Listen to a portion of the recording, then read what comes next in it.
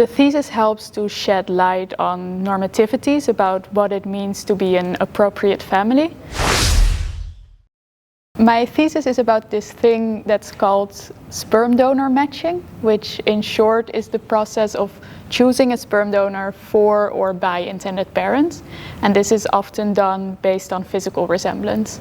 And what other authors have written about this topic is mostly focused on why intended parents or medical professionals think that choosing a donor based on resemblance is important. And what I do in my thesis is instead focusing on this concept of resemblance in itself. So I ask not why, but instead how resemblance is being done. In the hospital where I did my field work, there are not a lot of guidelines about how a sperm donor has to be chosen.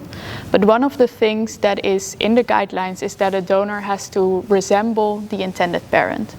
And medical professionals and intended parents give different reasons why they think this is important. So it's, for example, about stigma from outsiders. It can also be about feeling like a family. Before I started my research, I was already focusing on resemblance, but I didn't realize how difficult resemblance can be. So especially in the hospital, but also in my other case studies, so I also interviewed a lot of intended parents looking for a donor themselves, and I also focused on this algorithm doing matching. And I started to notice that resemblance is really something that requires a lot of work.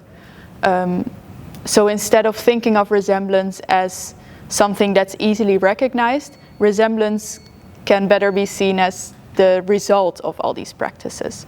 And the people I observed in the hospital even called it a puzzle sometimes. So that kind of illustrates that this is something that is not as easy as we sometimes think. What I focused on more is what resemblance is in these specific practices. So I didn't determine what resemblance is beforehand, but I looked at what intended parents and also medical professionals do, and what resemblance then is in these practices. So I try to make it very specific. So an example is one woman who told me at some point that she would really like a donor who is really tall because she's short herself and she always thought that was annoying.